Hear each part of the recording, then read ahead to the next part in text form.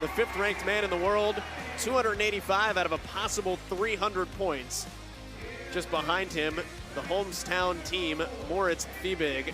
The place goes bananas anytime he's introduced. Björgvin Karl Gudmundsson also gets a loud round of applause, and he's going to need it right now out of a qualifying spot. The 3rd ranked man in the world across the worldwide rankings. All right, our tests 4 and 5, similar movements, coupled differently.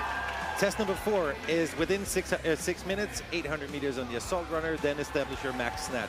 We'll move on to a 2-minute rest before test number 5 starts with 8 snatches and then an 800-meter sprint on the assault runner. Recipes brought to us by RP here, and it's different approaches. Well, slightly. So the first one is event number 4. It's not about the run. Set yourself up for success.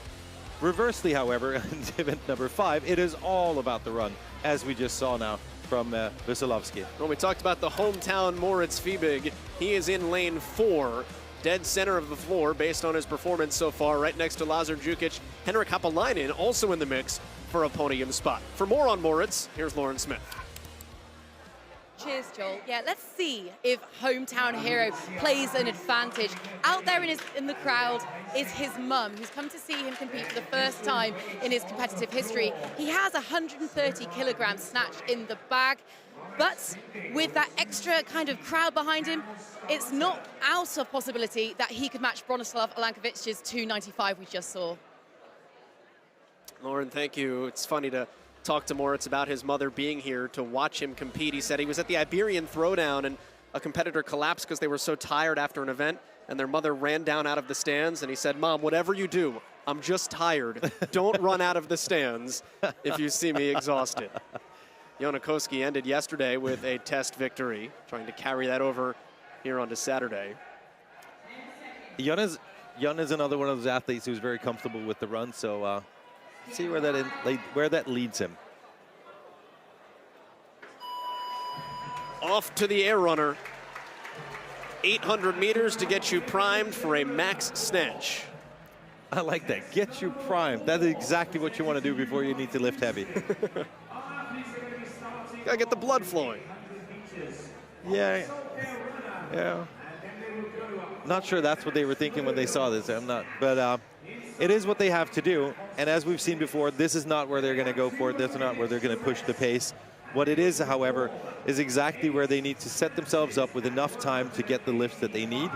And also, another great thing is if you're able to kind of get a run out of this that you're comfortable with, so you feel comfortable with the implement, unless you have one in your home box, before you move on to the event number 5. Haapalainen, Jukic, Fiebig, right to left on your screen. They all got the black memo here for Moving Day. Well, I got it. I'm pretty happy about that one. You got the leader jersey, though. Pink's a good color. Moritz Fiebig looking very relaxed, and obviously he should be very relaxed. He's not trying to set any kind of 800-meter record right now.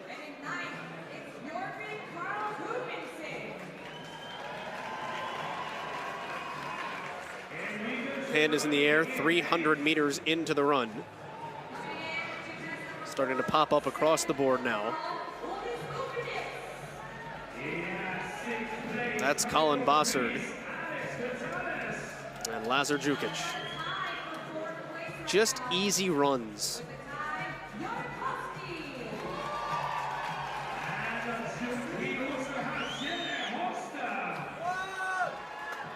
You're looking at about, what, Mads, here? About 20 seconds of difference between the test 4 run and the test 5 run. Yes, approximately, yeah. In lane number 2, you've got Uldis Upenix. And then a fun story about last year when we were in Amsterdam for the Lowland Throwdown was that he was waiting for a taxi. Taxi didn't show up, and so he ended up running to the event.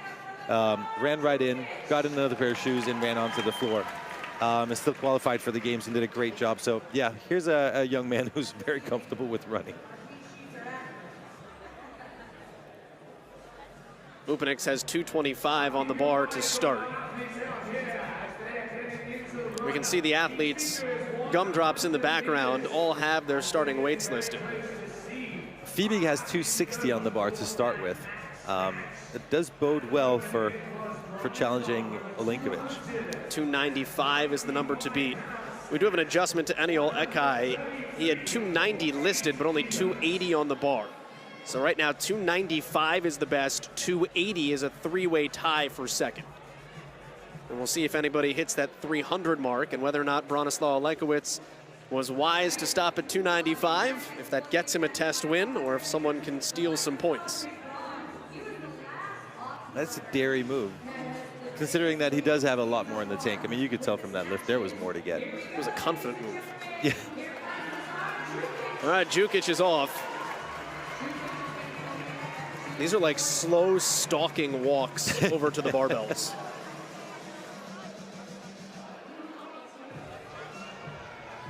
Enrico Senoni also done. So is Colin Bosshard. Jukic is the first to approach the bar, 245, up and easy. No problem at all at 111 kilos. Jelle Hoste in the green shirt, 245. That looks good. Same thing for Hapalainen, looks good as well. So here's Morris Fiebig, middle of your screen, 260 for an opener. 117 kilos and no problem. Any other questions?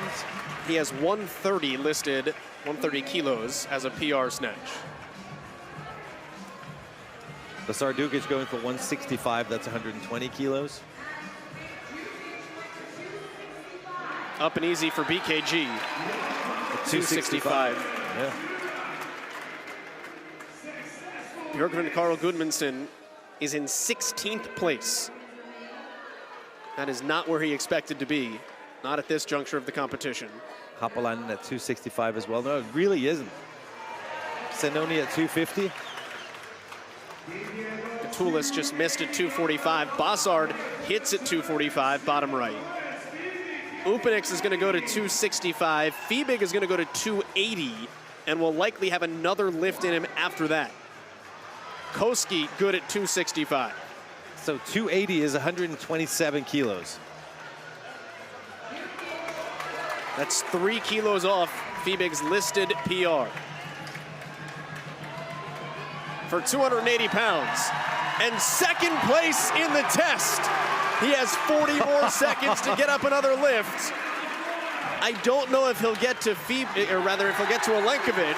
Gudmundsson is good at 280. But you've got a shot to earn some points separating from the rest of the 280 lifters. Hoste is good at a critical 275.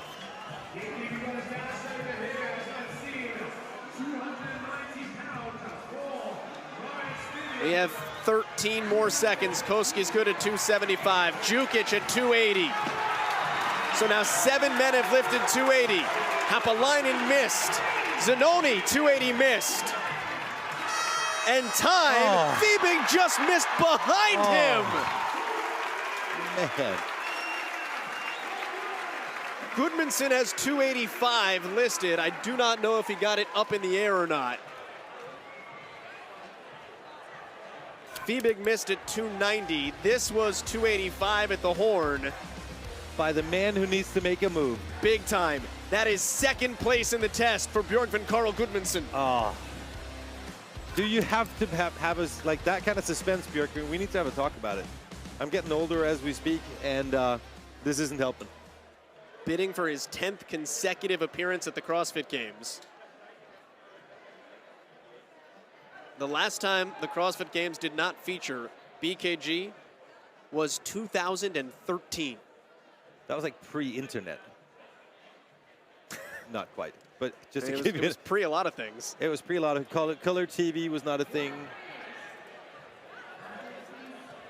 Pavigym provides the highest quality flooring to help gym owners and garage gyms alike. You can scan that QR code on the screen or visit pavigym.com to learn more. And if you're a CrossFit affiliate owner, check out Pavigym's offer in the Affiliate Partner Network to save up to 50% off your new gym floor today.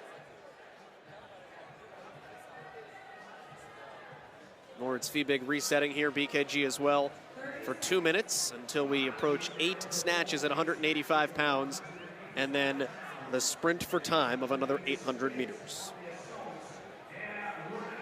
3:07 by Helsinghoff is the fastest time so far here. And by the way, Bronislaw Olenkowicz knew the field. He wins the test at that 295. We're going to have to ask him at some point if he was looking at the warm-up area and kind of looking at notes. Away we go. These have to be unbroken unless you are Usain Bolt.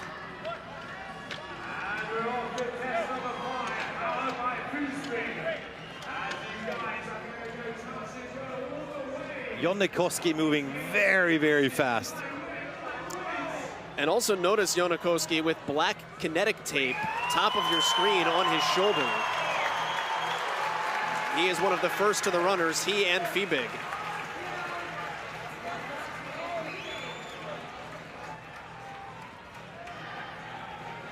Remember, yesterday, Jonnekoski was feeling at his pec during the ring muscle-ups in test 2, the test he won. First time we've seen him compete without a shirt on, so it's interesting as far as the revelation goes in the rest and recovery area.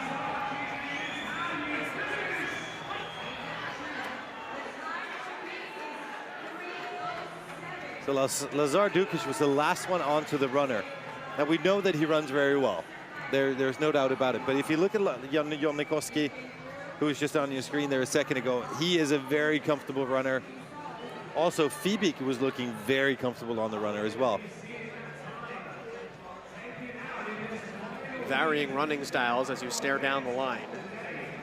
Varying stride lengths. I mean, we were talking about a little bit earlier that you want to minimize the length of your stride. If you look at Jonnekoski, his stride is very, very long. That being said, he did get the assault runner up to the pace that he wanted it, and then kept on going. I don't know if part of this is stature, but Colin Bossard looks like he is running after the Roadrunner. Well, I would have loved for Colin to put his foot down just a little bit further up and then tilt it, or just tilt forward just a little bit. I think that would give him some more, that would give him a lot more speed. 400 meters left for Jelle Hoste in a qualifying position coming in and needing to hang on to it desperately. 11 points clear of the cut line. Jelle's doing a great job.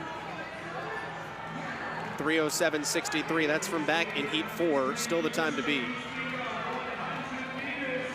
If we ended the competition right now, Jelle would be one of 2 rookies to qualify on the men's side. Oh, that's the spirit, Jelle. You can see he's just picking up pace just a little bit now. Mads, you figure this falls into his wheelhouse. This is a long-legged guy's workout. Well, it sure is. And I mean, oh, now he's struggling. Now he's struggling. But smart, really smart move. Checking with his judge, what side do you want me to get off on?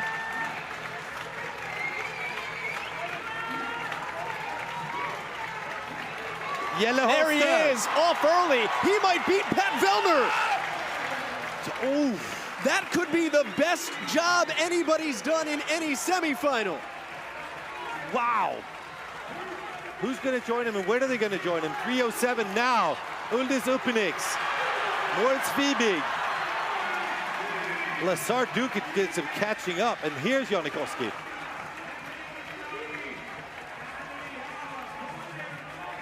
Patrick Vellner finished in 2:56.39 last week. That was the best score across any of the semifinals. Still waiting for the official time on what Jelle Hoste just did, looking to cement his first ever ticket to the No Bull CrossFit Games, and it's 2:56.25. He beats Pat Vellner by about a 1/10 of a second. Wow. So here's the transition after the barbells onto the runner. We're seeing that Koski and Fiebig are the first ones, but Jelle is in third. And then after that, Jelle just went really, really, really fast. Good long stride. I love the way he checked with his coach right before he got off, which side you want me to get off on, and then kept on going, pushing the pace, finishing off, beating Vellner. That is amazing, Jelle. That is exactly what you want to do. Every year, there is somebody that you didn't see coming. And Jelle Hoste had never competed in a semifinal. His worldwide ranking is 378. And through 2 days, he's in a qualifying position. He's with Lauren.